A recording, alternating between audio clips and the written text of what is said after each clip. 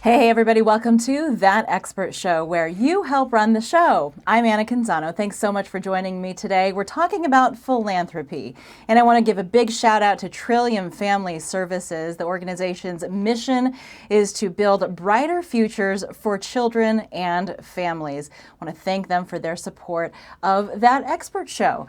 We are talking about philanthropy, especially during a pandemic, and it's not always money, donating money. It can be in the form of giving of your time and your energy and your advocacy. Our guest today provides executive leadership to all of Trillium's program operations. He has dedicated his life's work to making the world a safer and more supportive place for all people to thrive. It's my privilege to introduce to you Kim Scott, the CEO of Trillium Family Services, who joins us live now. Kim, thanks so much for being on That Expert Show. Oh, thank you, Anna. I really appreciate the opportunity. This is a great topic to talk about, especially right now, because I think a lot of us, frankly, are struggling. I think we'll also talk about mental health and how to help children during this time. I wanted to lead off with a question that was posted by someone on Facebook. Paula wrote in and said, yes, philanthropy is a great topic in this day and age. I understand donating money to a nonprofit in need, but it's somehow unfulfilling. What about hands-on help? Hmm. She says, parentheses, in a safe, socially distant way. Yeah, no, that's a great question during this time. I was thinking in the last year, in the midst of the pandemic, and some volunteer opportunities. For instance, when part of our programs are residential programs, inpatient programs, where kids and staff are all together in a residential program, and the need for PPE equipment and masks. And so we're able to get volunteers, local people, to sew masks for the staff and the first line responders, which was really helpful. Also during this time, kids still have needs. There's needs for educational supplies. There's need for artwork and supplies like that. So I still think that there's plenty of opportunity. And I did want to say that I would agree with Paula in the question that oftentimes we focus on finance in terms of, how much money we can give to a not-for-profit. And, we really want to, we want to say we appreciate that. We appreciate people investing in their community, but we also want to broaden what philanthropy means in terms of, kind of going back to that basic definition of the love of humankind. And we think that during this pandemic, that the importance of love is really important. We kind of want to lead with love during this time.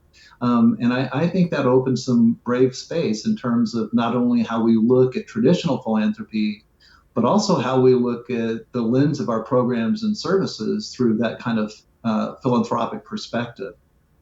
It's an interesting perspective that you have. I know that one of your primary goals as CEO is to look at Trillium's services and try to make sure that you're reaching different groups, whether they are ethnic groups, religious groups, and really being effective in how you are helping them. Can you talk a little bit about that and trying to figure out how to assess the effectiveness of your programs as you're helping children and families? Sure.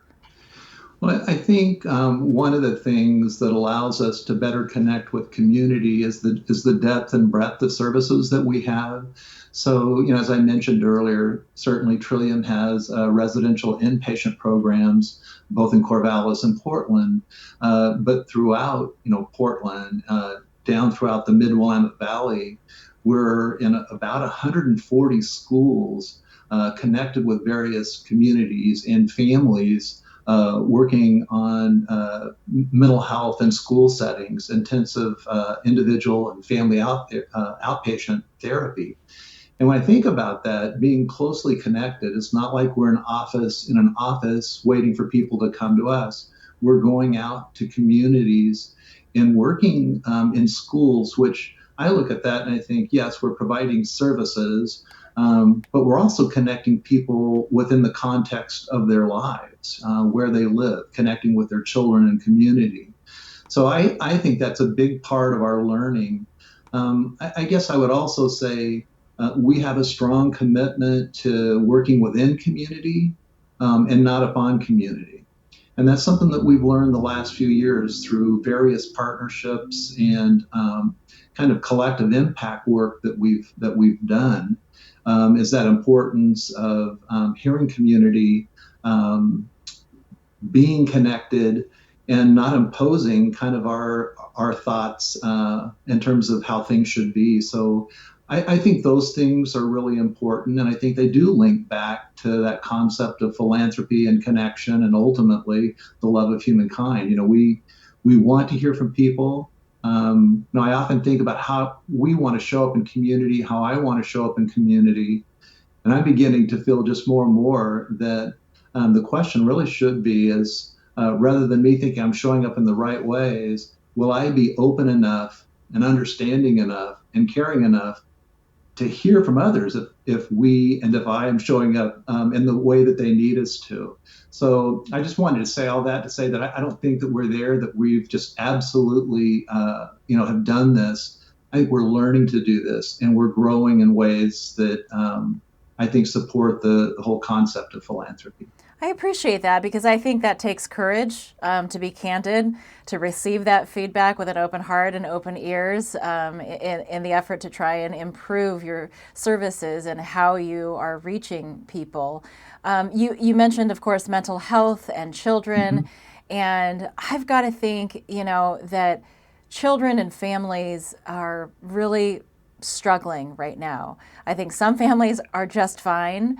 They maybe have the breadth of experience or resilience or resources to try and endure what we are experiencing in this pandemic in a healthier way. But I think there are a lot of teenagers, young adults that are really struggling right now with the lack of true social interaction with others. Can you tell us about what you're hearing about, what your clinicians are telling you when it comes to the mental health of the community? Yeah, I mean, we all know that people thrive and prosper when they're feeling safe. And in our work, we've adopted a trauma-informed model that really stresses safety.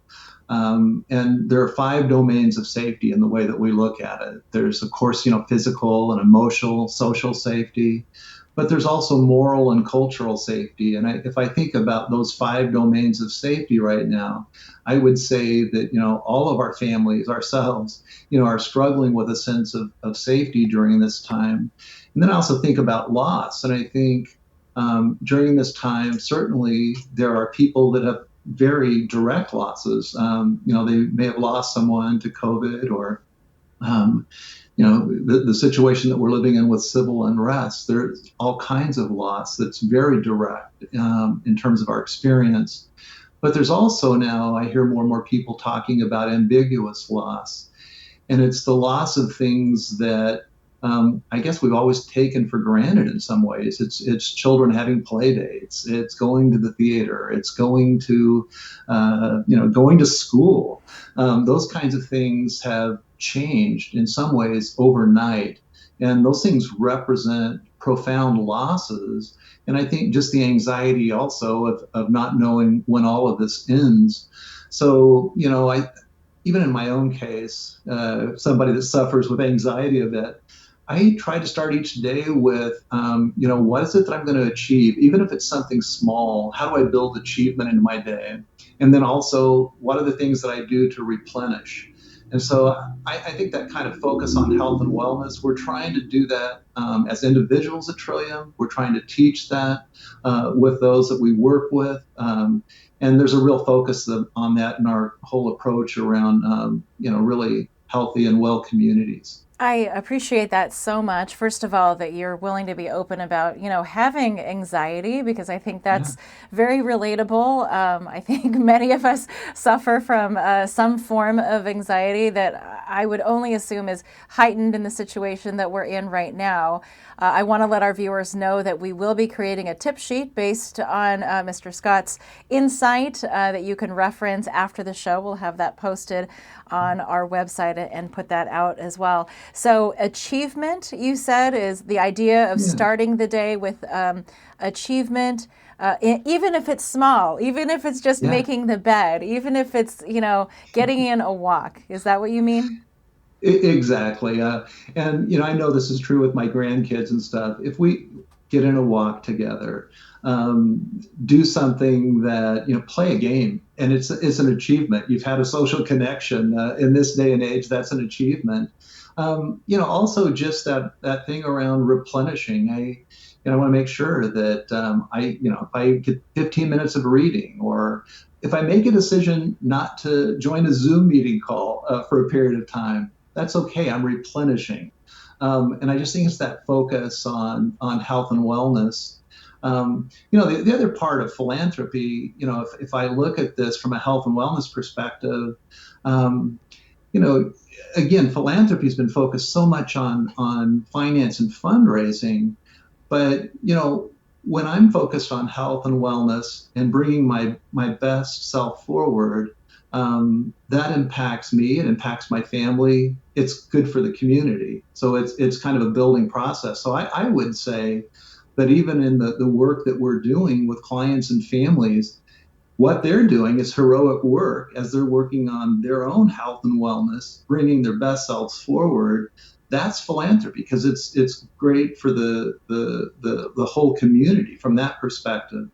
I look at our workforce. These are people that have committed, I think, to making a difference in the world, and I think it's incredibly heroic what they do. That's philanthropic, and it's just as philanthropic as somebody writing a large check. These are things that, in some way or another, I think all of us are on a heroic journey in some way, to make a positive difference in the world.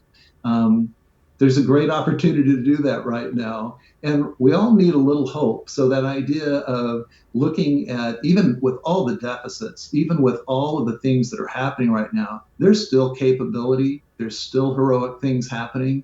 And how can we build on that? I love that. I know that we were talking a little bit before the show. It's not that you have to have a mental health license or familiarity with the field to have the time or the talent or the energy to help in some way.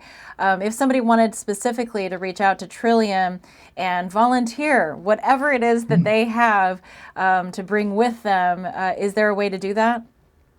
Yeah, so we have a philanthropy department, and our volunteer coordinator is Shannon Ingman. So please look at the Trillium Family Services website.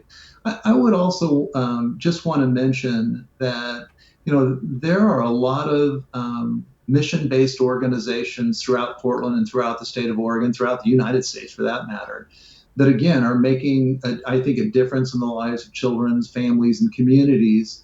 And visit those websites. For me, this whole philanthropic movement, it should be about the sector. It shouldn't be just about any one organization. It should be about what we're doing as a community together. So I guess when we kind of wrote our piece on operationalizing philanthropy, which is our organizing principle for the work that we do, we saw it as an opportunity to create a conversation and to be more catalytic about collaborating, partnering, and building capacity that better supports whole individuals, whole families, and whole communities. We can't just continue with a very narrow focus of only mental health services. We want to partner with education. We want to partner with nutrition. We want to partner with pediatrics. How do we kind of put the mind and the body back together again and work with people in a holistic way? And that's more than just being this very narrowly focused mission organization that's very narrowly focused. I'm more interested, and I think my board and Trillium is more interested in how do we collaborate to build capacity and to create social impact. And that means that you get to work with others to do that. If somebody's watching this and really they haven't done a lot of volunteer work in their past and they don't even know where to begin, what would you recommend to somebody who's kind of searching for the opportunity to be philanthropic, engage in some kind of way that would help their community? Yeah, I think, again, connecting with various organizations in terms of the work that they're doing.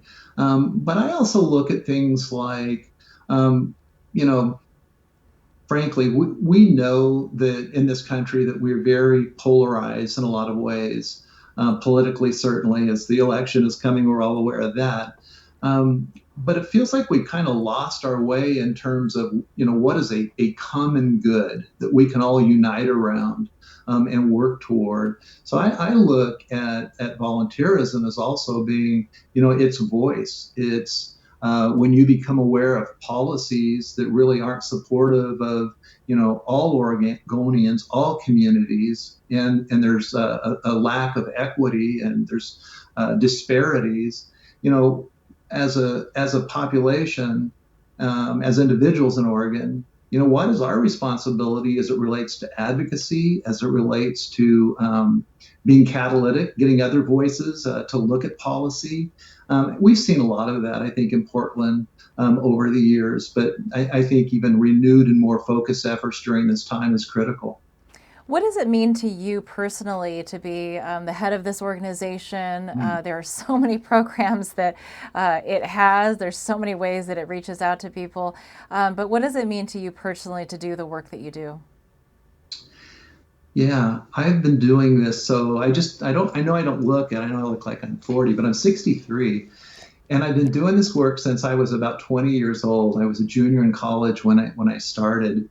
And 36 of my 42 years have been in Oregon, working in Oregon. And I wouldn't be who I am if I didn't do this work. It does fulfill something in me. I think that deep need yeah, it goes back to the love of humankind and wanting to make a difference in the world. To be the CEO of Trillium Family Services with the footprint that we have and the impact that we have, it means the world to me. It also is something like when I look at our policies now and I look at our practices and I look at our growing and knowing that we have a long way to go and we have a lot to learn and stuff. I also realize that my career is actually winding down. So when I look at these things, I'm looking at helping support and prepare other leaders. The document that we wrote, Operationalizing Philanthropy, that's really not for me. I think that's for the sector. It's for the community. I hope that it's catalytic. I hope that it's an invitation, to really acknowledge the hero in yourself and go out and do things that really can make a difference in the world. We'll certainly include that document that you wrote in our tip sheet so that people can review it for themselves. It is very inspiring.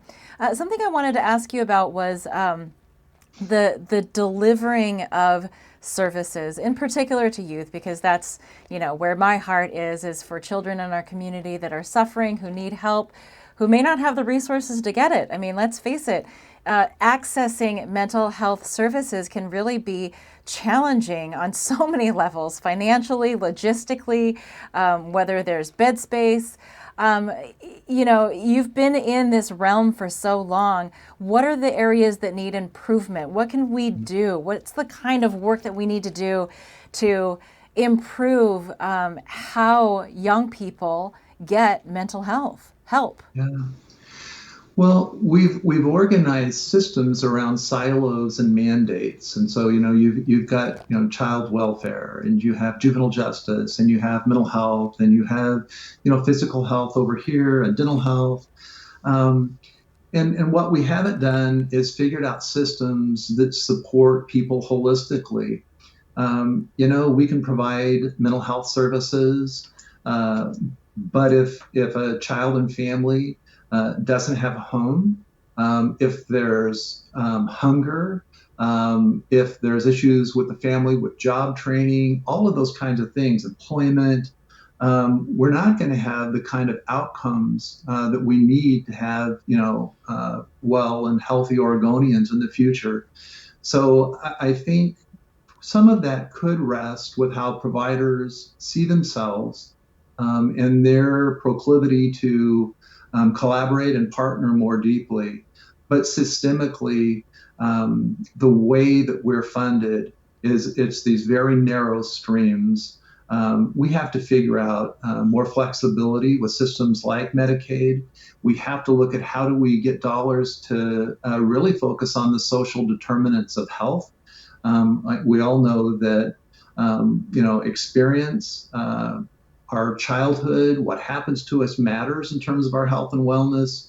And one of the most unfortunate things in our country is that one of the best indications of your health is your zip code.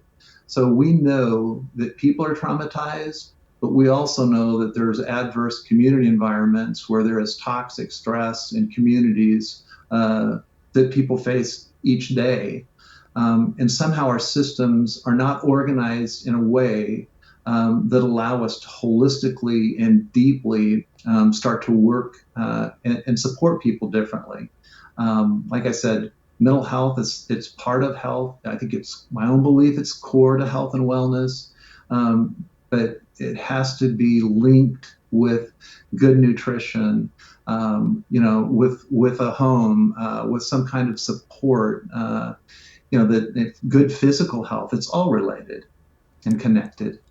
That makes total sense because in the people, just even in my own life, in my family that I've tried to help, I mean, here, I've got a college degree and trying to navigate the so-called system to try and get them the help they need, like you're saying, is incredibly taxing. I mean, it's almost like a job in itself to try and get someone dental care, a physical, a mental health assessment, medications that they might need. Like, you're right, it is a whole body. And if one of those suffers, the whole ship can go down. Well, that's why I was saying earlier, I'm beginning to think that more and more, how do we, I don't think we have to change. I used to think we have to change the hearts and minds of the community, to talk more about, our trauma and talk more about what's happening and talk more about the lack of equity. And I still believe that. But I also think that we really need to focus on policy at the highest levels. I mean, there's certainly policy changes at the federal level, at the state level, but many of the systems as they're currently organized, they're organized in ways that deliver certain results. And some of those results or those outcomes are not as good as we need. And even some of our care, I mean, the way that it's paid for, assessment and diagnosis, very prescriptive, and at times can even be coercive in terms of care. And so I think, again, for me, that's why more and more in this environment, when I look at the systems, when I look at what's happening in our communities, going back and leading with love is an important thing. In my own life, I think about some of the hardest conversations, the hardest lessons learned. I know that people were there with me and supported me because they loved me. You don't hang in there with somebody if there's not a sense of love and connection. So, I look at this. I don't think this is pushing something soft. I think that love can open spaces for brave conversations, and that's what we're hoping to do with our work. I think one of the more interesting things that you've talked about is, how to look at trauma, in particular when it comes to a young person, and how labeling them strictly as a victim is very controlling. It's not productive, and it doesn't help them to see what could be a brighter future in spite of what has happened to them. Yeah, well, first off, we do want to acknowledge that trauma happens and that people are at times victimized, and certain communities are oppressed. And yet within that, um, people are resilient. And I always feel like people will, given the right supports, that people can do just about anything if we give them the right supports. And also, if we see the possibility in them. Work in this field for a long time, and I know early on, I remember when very much of this was about blame and shame, and we came from a focus of what's wrong with you. Then we began to understand that, gosh, your experience and what happens to you actually matters in terms of your health and wellness, not only today, but into the future. And I've just seen enough of young folks come through our programs that have done profound and incredible things. And so for me, and I so appreciate the gift they've given me, it's looking at them with new eyes and saying, what's possible? So we've gone from what's wrong with you to what happened to you to what's possible. And when I think about that, it kind of excites me because I think it's not just about what's possible with the individual, but it's the individual, it's the family, it's the organization, it's the system, it's the community. So that's a lens that I think is very important, is to move towards that the realm of possibility. That's incredibly powerful, because that is, you could be breaking generations of dysfunction within families, because we know that dysfunction often carries through multiple generations, and all it takes is the renewing of hope for one child within a family that can change the course of that family's story for decades to come. Anything else that you want to add, Mr. Scott, before we sign off? Yeah, I just think the other thing in my mind right now is the universality of trauma. For most of my career, I can remember people in the field often talking about, those people with mental health problems. And the whole conversation has changed now. We understand the universality of trauma. I don't think there's one of us, that hasn't suffered some form of trauma and loss. And so now it's not a story about any group of people. It's a story about us. And I think that when we can start talking about ourselves and our own health, our own mental health and wellness, I think that gives us an opportunity to break down stigma and to really start to move more into this realm of strength-based thinking and building community. I couldn't agree more. I mean, we have a generation right now, I feel like we're very focused on perfectionism, making everything seem and look perfect. Social media is part of that. And, like the kids that won't even post a photo unless they have the certain filter on it because it won't look right, they won't look right. And so I think that's such a healthy perspective, especially for the young people to hear that, all of us have suffered trauma at some point. It's just, what will we do with that? How will we learn from it? How will we use those experiences to benefit and strengthen others in our own family as well? Yeah. Well, Mr. Scott, thank you so much for joining us. Again, we will be posting a tip sheet summarizing the key points that you've covered here in this interview. I encourage folks to reach out to Trillium as an organization. They have so many programs and services that could help your family, and we just appreciate your insight. Thank you, Anna, so much. Really appreciate the opportunity. It was a pleasure meeting you and getting to know you through this. And thank you for joining me for this episode of That Expert Show. Hope it inspired you. Hope it, gave you something to think about in this time. We'll certainly be posting the content from this show onto our website, thatexpertshow.com. We also put the show back out as a YouTube channel, so all of our episodes can be seen there. And you can take us in as a podcast, wherever it is that you listen to those. We're on Google Podcasts, Apple Podcasts, Stitcher, Spotify, TuneIn, all those good like-minded places. I always love to hear from you. This is a two-way conversation. I love your ideas on the topics you want me to cover, the guests you would like me to interview. You can find me on Facebook, Twitter, and Instagram. Just search for Anna Canzano. We're here every Monday. We're on evenings now at 7 o'clock Pacific time. And I invite you to be part of the conversation. Share this episode or leave a review if you'd like. That helps others find us. It is called That Expert Show, and it's where you help run the show.